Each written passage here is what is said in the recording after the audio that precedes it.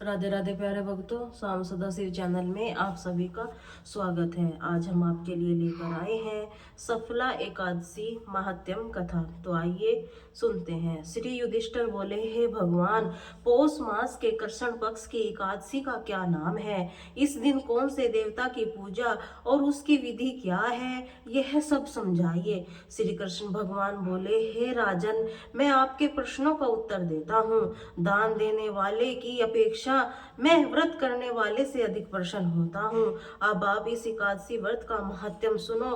पौष माह के कृष्ण पक्ष की एकादशी का नाम सफला है। इस एकादशी के देवता नारायण है। इसकी पूर्वोक्त विधि अनुसार व्रत करना चाहिए और नारायण जी की पूजा करनी चाहिए। जो मनुष्य एकादशी व्रत तथा मेरा पूजन करते हैं वे धन्य हैं। सफला नाम की एकादशी मुझे ऋतु के अनुकूल फल अर्पण करके अर्थात नारियल, नींबू, अनार, सुपारी आदि, धूप, दीप, पुष्प आदि से मेरे 16 प्रकार की पूजा करें। इस दिन दीप दान तथा रात्रि को जागरण करना चाहिए। इस एकादशी व्रत के समान यज्ञ, तीर्थ तथा कोई दूसरा व्रत नहीं है। मनुष्य के 5 सहस्त्र वर्ष तपस्या करने से जो पुण्य मिलता है वह पुण्य भक्ति पूर्वक रात्रि जागरण सहित सफला एकादशी के व्रत करने से प्राप्त होता है। हे राजन, अब आप सफला एकादशी की कथा ध्यान पूर्वक सुनिए। चंपावती नगरी में एक महिषमान राजा राज्य करता था। उसके 4 पुत्र थे। इन पुत्रों में सबसे बड़ा लुम्पक महापापी था। वह सदैव पर स्त्री गमन और वेश्याओं से यहाँ अपने पिता का धन नष्ट किया करता था।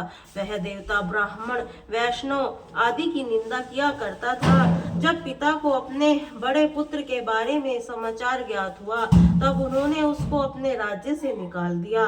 तब लंपक अपने द्वारा त्याग दिया गया।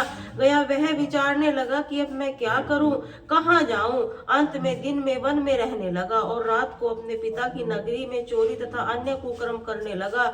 जिस वन में वह रहता था वह भगवान को अत्यंत प्रिय था। उस वन में एक बहुत पुराना पीपल का वृक्ष सब देवताओं को क्रीड़ा स्थल था। इसी वृक्ष के नीचे लुम्पक रहता था। कुछ दिनों के पश्चात पौष मास के कृष्ण पक्ष की 10वीं के दिन वह वस्त्रहीन होने के कारण शीत से मूर्छित हो गया।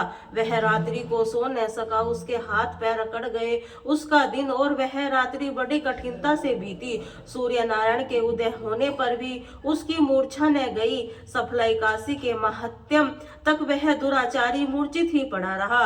जब सूर्य की गर्मी से उसे होश आया तो वह अपने स्थान से उठकर वन में भोजन की खोज में चल पड़ा। उस दिन वह जीवों को मारने में असमर्थ रहा, इसीलिए जमीन पर गिरे हुए फलों को लेकर पीपल के वृक्ष के नीचे आया। जब सूर्य भगवान अस्ताचल को प्रस्थान कर गए वह पीपल की जड़ के पास फलों को रखकर कहने लगा, हे भगवान, इन फलों में आप ही तृप्त हो। ऐसा कहकर वह रोने लगा। रात्रि को उसे नींद न आई। इस महापापी के व्रत तथा रात्रि जागरण के भगवान अत्यंत प्रसन्न हुए।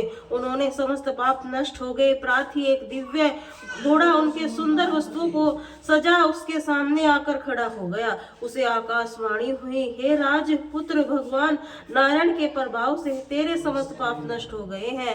अब तो अपने पिता के पास जाकर राज्य प्राप्त कर। लुम्पक ने जब ऐसी आकाशवाणी सुनी तो वह अत्यंत प्रसन्न हुआ। बोला, हे भगवान, आपकी जय हो। ऐसा कहता हुआ वह सुंदर वस्त्रों को धारण कर अपने पिता के पास गया। उसने अपने पिता को संपूर्ण कथा कह सुनाई और पिता ने उसे अपना राज्य भार सौंपकर वन का रास्ता लिया। वह लुम्पक शास्त्र अनुसार राज्य करने लगा। उसकी स्त्री, पुत्र आदि भी परम भक्त बन गए।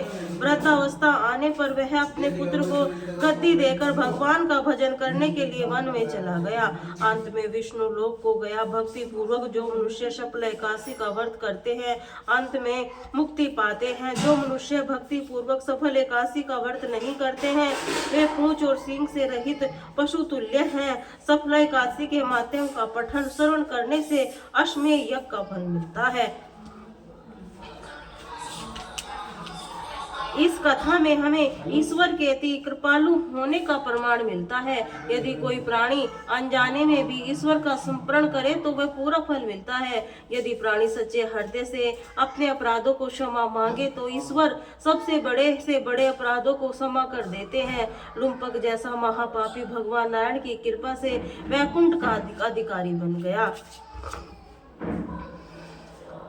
ओम जय काशी माता मैया, जय काशी माता। विष्णु पूजा वृत्ति को धारण कर शक्ति मुक्ति पाता। मैया जय काशी माता, तेरे नाम गिनाऊं देवी भगति प्रदान करनी, गण गौरव को देनी माता शास्त्रों में वरनी। ओम जय काशी माता, माघ सीगी के कर्षण पक्ष की सफला नाम की है।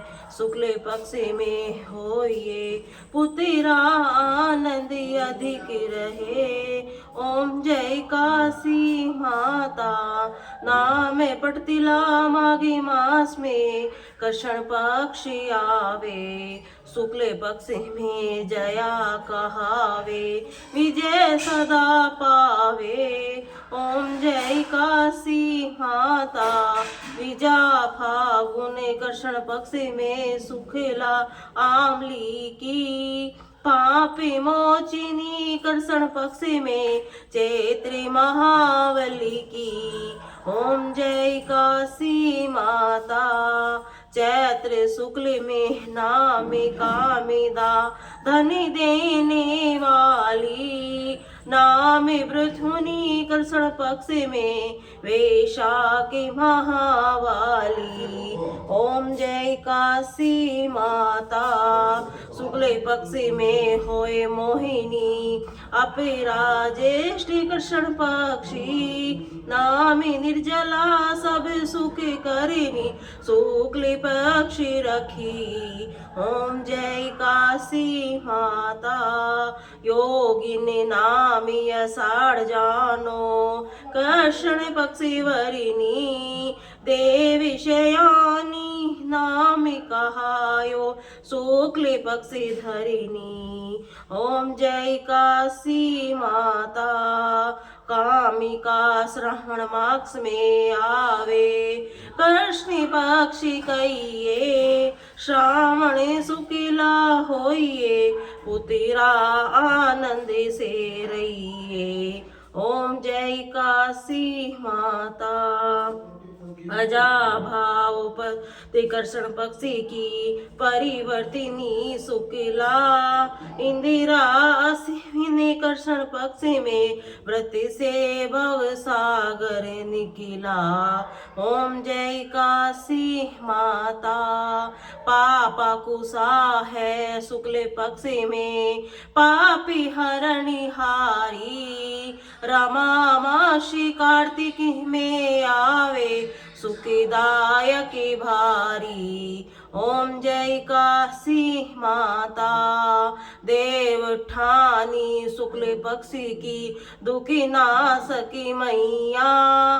लोंदे मासी की करो विनती पारी करो नैया। ओम जय काशी माता, शुक्ल लोंदी में होए पदिनी दुखीदार दिहारिनी। परिमा कर्षण पक्षी में होती जने मंगल करिनी।